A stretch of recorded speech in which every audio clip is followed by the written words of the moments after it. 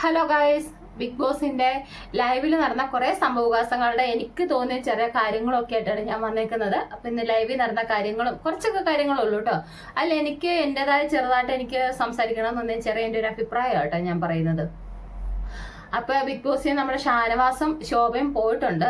എന്റെ പൊന്നെ, big boss പിടിച്ച് പുറത്താക്കുമായിരുന്നു പറയുന്നുണ്ട്. ലാസ്റ്റ് ആയപ്പോ ശോഭയെ എന്താ ശോഭയെ കാണിച്ചോണ്ടിരുന്നേ? നമ്മുടെ വെറുപ്പിച്ച് കൈ തന്നെന്ന് പറഞ്ഞാൽ അത് എന്തോ ഒരു ഡയമണ്ട് കണ്ടില്ലെന്ന് പറഞ്ഞോണ്ട് രാവിലെ ഒരു കുറെ ആയപ്പോ തൊട്ട് തുടങ്ങിയ പരിപാടി. എന്റെ ഡയമണ്ട് കണ്ടില്ലേ, ഇതെടുക്ക്. എനിക്ക് എന്തൊരു ഇറിറ്റേഷൻ ആയിരുന്നു അറിയോ. ഒരു മെനയില്ലാണ്ട് ഇത് തന്നെ, വേറെ കണ്ടന്റ് ഒന്നുമില്ല. അവരെ കൊണ്ട് നോക്കുന്നു, ഇവരെ കൊണ്ട് നോക്കുന്നു. ഈ പുള്ളിക്കാരി എങ്ങാണ്ട് കൊണ്ടുവച്ചിട്ട് എവിടെയാ ഡ്രസ്സ് മാറുന്നിടത്തോ എങ്ങാണ്ട് കൊണ്ട് ഈ സാധനം വെച്ചിട്ട് എങ്ങാണ്ട് കളഞ്ഞു. ലാസ്റ്റ് ഞാൻ ഓർത്ത് പണ്ടാരും ഒന്ന് കിട്ടിയാൽ മതിയായിരുന്നു എന്ന് ഓർത്തു. അതുപോലെ വെറുപ്പിച്ചു പോയി. ഇങ്ങനെ ഇത് തന്നെ വേറെ പുതിയതായിട്ട് ഒന്നുമില്ല. ഇവരെന്നെ കാണാൻ ശരിക്കും എന്നാ ഇവർക്കെന്നാ ഇല്ല വാഴവിത്തം വാങ്ങിച്ച് വീട്ടിൽ വല്ല നട്ടു വെക്കാൻ മേലായിരുന്നു. അങ്ങനെ ഇങ്ങനെ വാഴവിത്തെങ്കിലും ഇവിടെ ഉണ്ടായേനെ. എന്റെ പൊന്നെ, വെറുപ്പിച്ചു പോയി. അപ്പൊ റിയാസ് സലീം കയറി വന്നു. റിയാസ് സലീം അടുത്ത ഗസ്റ്റ് ആണെന്ന് റിയാസ് സലീം കയറി വരുന്നു. നല്ല ക്ലാസിക് ആയിട്ട് ഇവര് വന്ന പോലെ അലക്കുലത്തല്ലേ. വരുമ്പോ തന്നെ ഒരു പോസിറ്റീവ് ഒക്കെ ഉണ്ട് കേട്ടോ. പുള്ളി വരുമ്പോ പോസിറ്റീവ് എന്ന് പറഞ്ഞാല് ഒരു അച്ചടക്കം വന്നല്ലേ. റിയാസിനെ കണ്ടപ്പോ എല്ലാരും തന്നെ ഞെട്ടി കേട്ടോ. റിയാസിന്റെ സ്റ്റൈലിഷ് ലുക്ക് ഉണ്ടല്ലോ, അങ്ങനെ കയറി നല്ല രസമാണ്. റിയാസിനെ കാണാനും നല്ല ഭംഗിയുണ്ടായിരുന്നു, മേക്കപ്പും നല്ല ഭംഗിയുണ്ടായിരുന്നു കേട്ടോ. അപ്പൊ എല്ലാവരെയും പരിചയപ്പെടുന്നു. ലക്ഷ്മീനെ നോട്ട് ഇട്ട് വെച്ചിട്ടുണ്ട്. നിങ്ങൾ എന്നെ ക്ഷണിക്കൽ ഏതാണ്ട് പറഞ്ഞ് ഇങ്ങനെ അകത്തോട്ട് കയറിപ്പോയി. അപ്പൊ അവിടെ നമ്മുടെ വന്ന് കുറച്ച് കഴിഞ്ഞപ്പോഴത്തേനും എല്ലാവരും ലിംഗ് റൂമിൽ വിളിച്ചിരുത്തിയിട്ട് മറ്റേ നമ്മുടെ ഷിയാസിനെ പരിചയപ്പെടുത്താൻ പറഞ്ഞു. ഷിയാസ് ഒരു ഫിലിം പ്രൊഡ്യൂസറാണ്. അതിന്റെ ഓഡീഷനോ എന്തോത്തിനോ വന്നേക്കുന്നതാണ്. അടുത്ത ഫിലിം എടുക്കുന്നതിന്റെ ഒരു ഓഡീഷനായിട്ട് റിയാസ് വന്നേക്കുന്നതാണ് സംഭവം. അപ്പൊ അങ്ങനെ എല്ലാം പരിചയപ്പെടുത്തി കഴിഞ്ഞ് പിന്നെ ഇവർക്ക് ശോഭയ്ക്കും ഷിയാസിനും കൂടെ ബിഗ് ബോസ് സ്റ്റാർ വെച്ചിട്ടുണ്ട്. ആ സ്റ്റാർ കൊടുക്കാൻ പറഞ്ഞു. സാബുമോന് കൊടുത്തു, പിന്നെ ആർക്കും ഒനീലിന്, കിച്ചൺ ഗ്രൂപ്പിന് എല്ലാവർക്കുമായിട്ട് ഒനീലിന് കൊടുത്തു. പിന്നെ ആരോ ഒരാൾക്ക് കൊടുത്തു. ഞാൻ മറന്നുപോയി കേട്ടോ, ഓർത്തില്ല. എനിക്ക് മൊത്തത്തിൽ ഇറിറ്റേഷൻ ആയിരുന്നു. ഞാൻ അത്ര ശ്രദ്ധിച്ചില്ല അതാ സംഭവം. അങ്ങനെ ആർക്കോ ഒരാൾക്കൂടെ കൊടുത്തു. അപ്പൊ പിന്നെ അവിടെ പറയുന്നുണ്ടായിരുന്നു കിച്ചൺ ടീമിൽ അങ്ങനെ ചെയ്ത് ഇങ്ങനെ ചെയ്യുന്ന ബിന്നിയുടേതായ കുറച്ച് ഇതുണ്ടായിരുന്നു. ബിന്നിക്ക് കിട്ടിയില്ലല്ലോ അതിന്റെ ഒരു ഇതില്. അപ്പൊ എന്നിട്ട് ബിഗ് ബോസ് പറഞ്ഞു നിങ്ങളുടെ സമയം ഇവിടെ കഴിഞ്ഞു, പുറത്തോട്ട് പോകാന്ന്. ഷിയാസ് അപ്പൊ തന്നെ റെഡിയാ. ഷിയാസ് ബിഗ് ബോസ് പറഞ്ഞ സെക്കൻഡുകൾക്കുള്ളിൽ തന്നെ ബിഗ് ബോസിന്റെ ഡോറിന്റെ അടുത്ത് ചെന്ന് നിന്ന് കഴിഞ്ഞു, പെട്ടി നോക്കിക്കൊണ്ട് നിന്ന് കഴിഞ്ഞു. ശോഭ ബിഗ് ബോസ് പറഞ്ഞ സമയത്ത് കുളിക്കാൻ പോകുന്നു, ഒരുങ്ങാൻ പോകുന്നു, സാരി ഉടുക്കാൻ പോകുന്നു. ബിഗ് ബോസ് ഒരു 3-4 തവണ ശോഭയോട് പറഞ്ഞ സമയം കഴിഞ്ഞു 3-4 തവണ. ശോഭ അനങ്ങുന്നുണ്ടോ? ശോഭ ലിപ്സ്റ്റിക് ഇടുന്നു, പിന്നെ ഏതാണ്ടൊക്കെ ഭയങ്കര പരിപാടികള്, മേക്കപ്പ് ഇടുന്നു, പോകാൻ പെട്ടി അടുക്കി വെക്കുന്നു. ഒരു ബിഗ് ബോസ് നിങ്ങൾക്ക് സമയമായെന്ന് പറഞ്ഞിട്ട് 1 മണിക്കൂർ കഴിഞ്ഞിട്ടാ ശോഭ അവിടെ നിന്ന് ഇറങ്ങിപ്പോയത്. എന്ത് ചെയ്താ പോകില്ല. ലാസ്റ്റ് ബിഗ് ബോസിന് തന്നെ നിങ്ങൾ ഇങ്ങനെയൊന്ന് പുറത്തായാൽ മതി. ഇതിന്റെ ഇടയ്ക്ക് ഷാനവാസ് ഇരുന്നോണ്ട് ഷാനവാസ് ഷിയാസ് ഇരുന്നോണ്ട് അനുമോളോടും അക്ബറിനോടൊക്കെ കുറെ പുറത്തെ കാര്യങ്ങളൊക്കെ പറയുന്നുണ്ട്. അപ്പൊ ബിഗ് ബോസ് പുറത്തെ കാര്യങ്ങളൊന്നും പറയരുതെന്ന് പറയുന്നുണ്ട്, പക്ഷെ കേൾക്കുന്നില്ല. ഏതാണ്ടൊക്കെ കാര്യങ്ങൾ പറയുന്നുണ്ട്. അനുമോൾക്ക് എന്താണ്ട് പോകാറായി കഴിഞ്ഞപ്പോൾ 1 മണിക്കൂർ കഴിഞ്ഞപ്പം നമ്മുടെ ശോഭ ഒരുക്കോ മേക്കപ്പ് കഴിഞ്ഞ് വന്ന് ബിഗ് ബോസ് അപ്പോ എങ്ങനെയും ഇറങ്ങിപ്പോട്ടെ, ഡോർ വേഗം തുറന്നു കൊടുക്കുന്ന പറഞ്ഞിട്ട് ഡോറൊക്കെ വേഗം തുറന്നു കൊടുത്തു. ഒരു ഫോട്ടോസൊക്കെ എടുത്തിട്ട് അപ്പത്തിന് ഫോട്ടോസൊക്കെ എടുത്തു. ഫോട്ടോസ് എടുത്ത് പോകുന്ന ഇങ്ങനെ ഫ്രണ്ടോട്ട് ഡോറിൻ്റെ അടുത്തോട്ട് പോകുന്ന സമയത്ത് ഷിയാസ് അനുമോളോട് പറഞ്ഞിട്ടുണ്ട് ഇങ്ങനെ കിടന്ന കരയില്ല, സീരിയലിന്റെ കരച്ചിലാന്ന് ഓർക്കും. അപ്പൊ അനുമോൾ ചോദിക്കുന്നുണ്ട് അങ്ങനെ പറയുന്നുണ്ടോ? അങ്ങനെ ഓർക്കും, സിനിമയിലെ കരച്ചിലാന്ന് ഓർക്കും എന്നൊക്കെ പറയാം. അപ്പൊ അങ്ങനെയൊക്കെ ഹിന്റുകളൊക്കെ അനുമോൾക്ക് ഷിയാസ് കൊടുത്തിട്ടുണ്ട്. അവിടെ ഒട്ടുമിക്ക ആൾക്കാർക്കും ഹിന്റുകൾ കിട്ടാനുള്ള ഹിന്റുകളൊക്കെ കിട്ടി. ഇനി കിട്ടാത്തതും കൂടെ ഷിയാസ് പറഞ്ഞു കൊടുത്തിട്ടാണ് പോയേക്കുന്നത്. അത് കഴിഞ്ഞ് നമ്മുടെ റിയാസിന്റെ ഒരു പെർഫോമൻസ് ആയിരുന്നു അവിടെ കാഴ്ചവെച്ചിരുന്നത്. അത് ലക്ഷ്മിയുമായിട്ടുള്ള പെർഫോമൻസ് ആയിരുന്നു. എനിക്കതില് ഷിയാസിന്റെ വാദത്തിനോട് കുറെ യോജിക്കാൻ പറ്റുന്നില്ല. കാരണം എന്തെന്ന് വെച്ചാൽ ലക്ഷ്മിനെ പുള്ളി ട്രിഗർ ചെയ്തത് ഈ പുറത്തെ ആദിലേനെ നൂറേനെ വീട്ടിൽ കയറ്റാൻ പറ്റത്തില്ലെന്നുള്ള കേസും പറഞ്ഞുകൊണ്ടായിരുന്നല്ലോ. അത് ലക്ഷ്മിയുടെ അഭിപ്രായമാണ് പറഞ്ഞത്. ലക്ഷ്മി വീട്ടിൽ കയറ്റത്തില്ലെന്ന് പറഞ്ഞു. ലാലേട്ടൻ ചോദിച്ചപ്പോൾ ലക്ഷ്മി വീട്ടിൽ കയറ്റത്തില്ലെന്ന് പറഞ്ഞു. ലക്ഷ്മിയെ ജനറലൈസ് ചെയ്യുന്നതുകൊണ്ട് താല്പര്യമില്ലെന്ന് പറഞ്ഞു. അത് പുള്ളിക്കാരുടെ അഭിപ്രായം. ലാലേട്ടൻ വീട്ടിൽ കയറ്റാന്ന് പറഞ്ഞു. അതിൽ കൂടുതൽ അംഗീകാരം എന്ത് വേണം? പിന്നെ ഈ വരുന്നവരും പോകുന്നവരും എല്ലാം തന്നെയും പിന്നെ ഇത് പറഞ്ഞുകൊണ്ട് ലക്ഷ്മിക്കിട്ടുള്ള അടി എന്തിനാന്നായാലും ഒന്ന് ശോഭ വന്നപ്പോഴും ഷിയാസ് വന്നപ്പോഴും ഇത് തന്നെ, റിയാസ് വന്നപ്പോഴും ഇത് തന്നെ. അവിടെ വേറെ എന്തെല്ലാം കാര്യങ്ങൾ, ടാസ്കിൻ്റെതായ കാര്യങ്ങൾ എന്തെല്ലാം ചെയ്യാനുണ്ട്, കുറച്ചുകൂടെ അട്രാക്റ്റീവ് ആക്കാനുള്ള എന്തെല്ലാം ചെയ്യും, ഇവരെ കൊണ്ട് എന്തെല്ലാം വർക്ക് ചെയ്യിപ്പിക്കാം, ഇവർക്ക് എന്തോരം പണികൾ കൊടുക്കാം, ഇതൊന്നും ചെയ്യുന്നില്ല.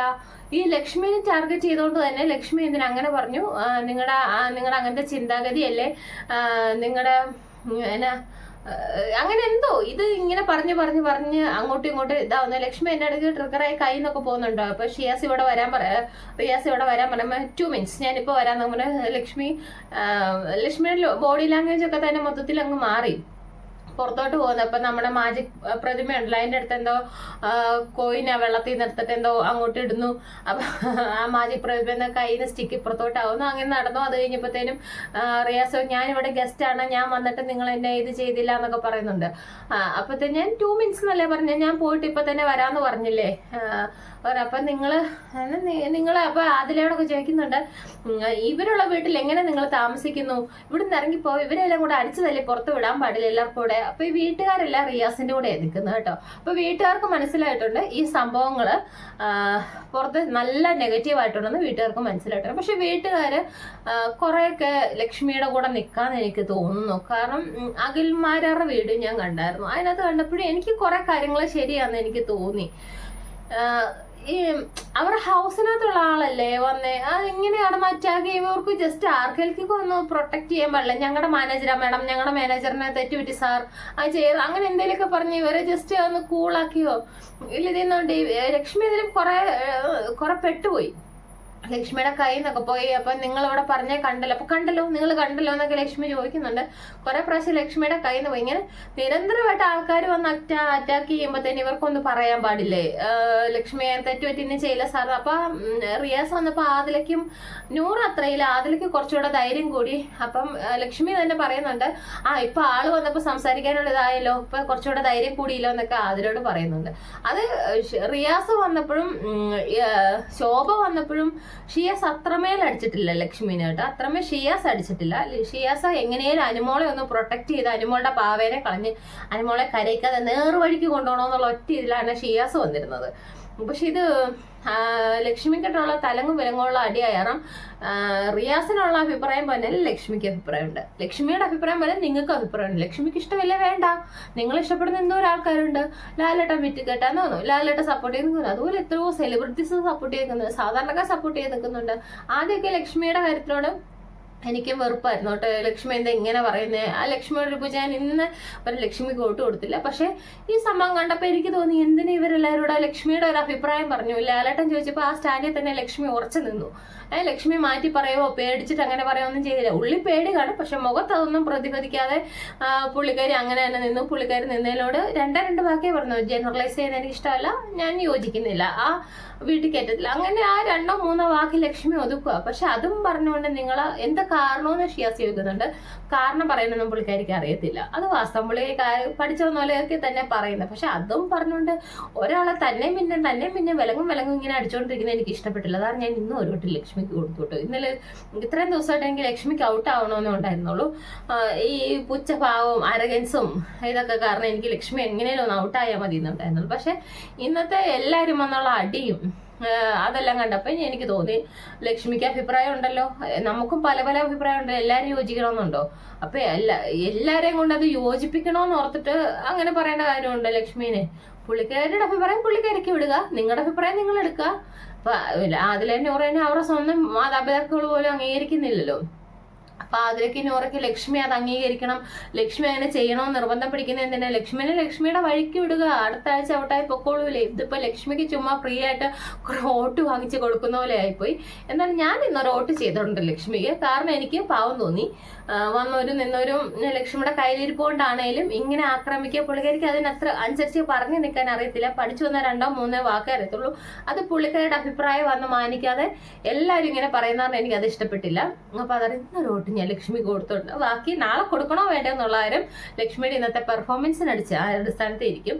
അപ്പൊ എനിക്ക് തോന്നി ഇന്നത്തെ ഇതിൽ എനിക്ക് തോന്നിയ കാര്യം ഇപ്പൊ ഇവിടെ എന്താ പാത്രം കഴിവച്ചില്ലെന്ന് പറഞ്ഞാൽ ആര്യനും ഷാനവാസും ഒക്കെ തമ്മിൽ മുട്ടൻ അവിടെ അടി നടക്കുന്നുണ്ട്. പക്ഷെ നമ്മൾ പണ്ടൊക്കെയുള്ള ഹോട്ടൽ ടാസ്കിന്റെ ആ ഒരു ഗ്രേസ് ഇല്ലേ, ആ ഒരു രസമില്ലേ നമുക്ക് കണ്ടോണ്ടിരിക്കും. ഇനി തന്നെയും എനിക്കിപ്പോഴും മറ്റേ സീസൺ 4-നകത്തെ ജാസ്മിൻ മൂസയും ദിൽഷയൊക്കെ തമ്മിലൊരു ഇവർ ഇന്റർവ്യൂ ചെയ്തെടുക്കുന്ന ഒരു കോൺവെർസേഷൻ ഒക്കെ ഉണ്ടല്ലോ. നിങ്ങൾ ഇനി നിങ്ങൾക്ക് എത്ര ശമ്പളം വേണം, അപ്പം മേഡം പറയുന്ന പോലെ അപ്പൊ നിങ്ങള് എന്ത് കഴിക്കും, അപ്പൊ ഇവിടെ വരുന്ന ബാക്കി വരുന്ന സാധനങ്ങളൊക്കെ തിന്നോളാനൊക്കെ ദിൽഷയും ജാസ്മിൻ മൂസയും നമ്മൾ കോൺവെർസേഷനും പിന്നെ അതുപോലെ തന്നെ കുട്ടിയെങ്കില് ഒരു പ്രായമുള്ള ഒരാളൊക്കെ ആയിട്ട് പെർഫോമൻസ് ഇല്ലേ സൂരജൊക്കെ, അതൊക്കെ എന്ത് രസമാണ്. നമ്മൾ ചിരിച്ചനുസരിച്ച് ചത്തുപോയ സീൻസ് ആയിരുന്നു അതൊക്കെ. കുറെ ഉണ്ടായിരുന്നു ചിരിക്കാൻ, നമുക്ക് ഇങ്ങനെ കണ്ണെടുക്കാൻ സ്ക്രീനിൽ നിന്ന് കണ്ണെടുക്കാൻ തോന്നില്ലായിരുന്നു, അത്ര രസമായിരുന്നു അവരുടെ പെർഫോമൻസ്. അതുപോലെ പിന്നെ വന്നപ്പോൾ സീസൺ 5 വന്നപ്പോൾ രജിത് സാറും പിന്നെ റോബിനും വന്നു. അതിനകത്ത് രജിത് സാറ് ഭയങ്കര ചൊറിച്ചിലിന്റെ ആളായിട്ട്. അപ്പൊ നമുക്ക് രജിത് സാർ ഇനി അടുത്ത ആരെയാ ചൊറിയുന്നത്, രജിത് സാർ ഇനി അടുത്ത ആരെയാ എന്താ പറയുന്നത്, അങ്ങനെ ഒരു നമുക്കിങ്ങനെ കണ്ടോണ്ടിരിക്കുന്ന ഒരു തൊരയായിരുന്നു. പിന്നെ റോബിൻ എന്താ ഇങ്ങനെ വരുമ്പോൾ റോബിൻ ഇച്ചിരി പാവമായിട്ടായിരുന്നല്ലോ. പിന്നെയല്ലേ 2ാമത്തെ ദിവസമായപ്പോഴല്ലേ റോബിൻ പൊട്ടി തുടങ്ങിയത്. അതിൻ്റെ ഇടയ്ക്ക് അഖിൽമാരാറുടെ ഇവിടെ കോയിൻ കൊടുത്തുള്ള കളി, റോബിൻ കൊടുത്ത കളി പൊളിക്കുന്നു, മറ്റേ സാഗറിനുമായിട്ട് കോയിൻ കൊടുത്തതിന് ഇപ്പൊ ഷിജിച്ചേട്ടന് കോയിൻ കൊടുത്തിട്ട് പൊളിക്കുന്നു. അതൊക്കെ എന്ത് രസമുള്ള ടാസ്ക് ആയിരുന്നു, നമുക്ക് കണ്ടോണ്ടിരിക്കാൻ തന്നെ തോന്നുമായിരുന്നു. വേറെ അതൊന്നുമില്ല, ഒരു മാങ്ങാത്തൊലി ഇല്ല. വരുന്നവരും പോകുന്നവരും രശ്മീനെ മാത്രം അടിച്ചോണ്ടിരിക്കുന്നല്ലാണ്ട് പ്രത്യേകിച്ചെന്ന് പറയാൻ ഒരു രസമില്ല. കണ്ടോണ്ടിരിക്കുന്നവർക്ക് എന്തെങ്കിലും കാണാനെങ്കിലും തോന്നുന്നുണ്ട്. കണ്ണിന് ലാസ്റ്റ് കണ്ണ് വരെ എണ്ണീറ്റ് വന്ന് എന്നെ തെറി പറയുന്ന അവസ്ഥയായിപ്പോയി ഇത് കണ്ടുകൊണ്ടിരുന്നിട്ട്. കുറെ കഴിഞ്ഞപ്പോൾ ഞാൻ ഓഫ് ചെയ്ത് വെച്ച് എനിക്ക് മടുത്തിട്ട്. ഇനിയിപ്പോൾ റിയാസ് വന്നിട്ടുണ്ട്, ലക്ഷ്മിനെ തന്നെ ടാർഗറ്റ് ചെയ്യാതെ എല്ലാവരെയും മൊത്തത്തിലൊന്ന് ഉണർത്തി കൊണ്ടുവരുന്നത് നല്ലതായിരിക്കും. അപ്പം അത്രേ ഉള്ളൂ എൻ്റെ വീഡിയോയിൽ. ഇനിയിപ്പോൾ അടുത്ത എന്തെങ്കിലുമൊക്കെ ഉണ്ടെങ്കിൽ പറയാം. വലിയ കാര്യമായിട്ടൊന്നും നടക്കാൻ ചാൻസ് ഉണ്ടെന്ന് തോന്നുന്നില്ല. അപ്പോൾ ഇത്രയൊക്കെ ഉള്ളൂ. കാണുന്നവർ സബ്സ്ക്രൈബ് ചെയ്യുന്നവരും മറക്കല്ലേ. ഓക്കെ ടാറ്റാ.